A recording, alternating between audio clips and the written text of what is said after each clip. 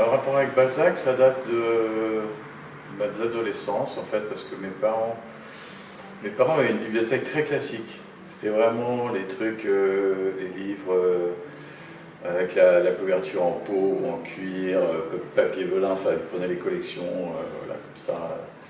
Et donc moi je regardais, je piquais au hasard, et Balzac, donc j'ai dû commencer à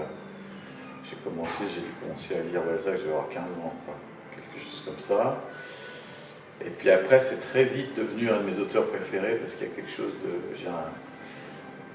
je sens un lien avec lui pour beaucoup de choses. Et ensuite, j'ai envisagé plusieurs fois d'adapter des œuvres de Balzac.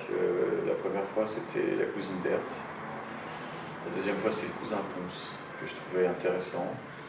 Et puis, je sais pas, ça, fait que le cinéma, c'est toujours compliqué, parce que entre ce qu'on a envie de faire et ce qu'on peut faire, il y a un grand décalage, parfois. Donc, et puis ça, en fait, ça s'est retrouvé par hasard, il y a donc maintenant 2 ans, 3 ans peut-être, où je me trouvais dans une maison où il n'y avait pas de livre en fait, on venait juste de la déménager et il restait que Balzac. Comme je ne voulais pas rester sans lire, je me suis dit tiens, je vais aller piocher dans la comédie humaine. Et ce qui s'est passé, c'est que je suis tombé sur Eugénie Grandet, je me suis dit mais attends, Eugénie Grandet, j'ai pas de souvenir en fait, j'avais pas de... Et donc je l'ai relu. Et là, je me suis dit, c'est étonnant de ce que ça offre de modernité par rapport à ce que moi j'aime faire dans le cinéma, c'est-à-dire à la fois un film d'époque, mais en même temps un film qui est sur mes grandes thématiques, c'est-à-dire l'enfermement, qui est à peu près dans tous mes livres, dans tous mes films, et qui parle à la fois de l'argent, de sa prédominance dans la société, dans les rapports sociaux, comment l'argent détruit les rapports humains, ensuite comment le rapport père-fille, et évidemment la condition d'une femme au début du XIXe siècle, ce qui est assez intéressant aujourd'hui, quand on parle de la condition féminine, c'est évidemment de voir d'où on vient. Et comment la femme, au début du XIXe siècle, en fait, est essentiellement une source de reproduction pour les hommes et une monnaie d'échange, et une façon, en fait, elle est totalement manipulée, totalement instrumentalisée.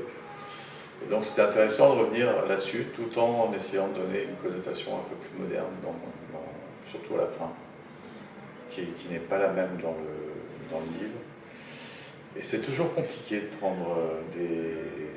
d'adapter un livre comme ça, parce que c'est un grand classique, même si Sainte-Beuve disait Balzac est passé à côté du chef-d'œuvre. Peut-être qu'aujourd'hui on peut quand même considérer que ce soit un chef-d'œuvre. En tout cas, c'est un chef-d'œuvre. Et c'est très difficile à la fois, soit on reste complètement fidèle au livre, mais d'une fidélité totale et absolue. Et là, on se pose la question de savoir pourquoi faire un film. Parce que la lecture, c'est aussi, pour moi en tout cas, ça a toujours été un cinéma personnel. On a des images, on se projette des images, on imagine les personnages, et ensuite on vous met un film, et puis d'un seul coup, c'est des gens que vous n'avez pas imaginés, donc c'est pour ça que très souvent, des gens qui ont aimé des livres n'ont pas envie de voir le film. Et donc là, ça nécessitait de s'approprier l'œuvre, d'accepter à la fois de la servir, de la respecter, et en même temps de faire une adaptation libre. C'est un film d'après Eugénie Grandet de Balzac qui sert de... Mais c'est une adaptation libre, il faut l'accepter.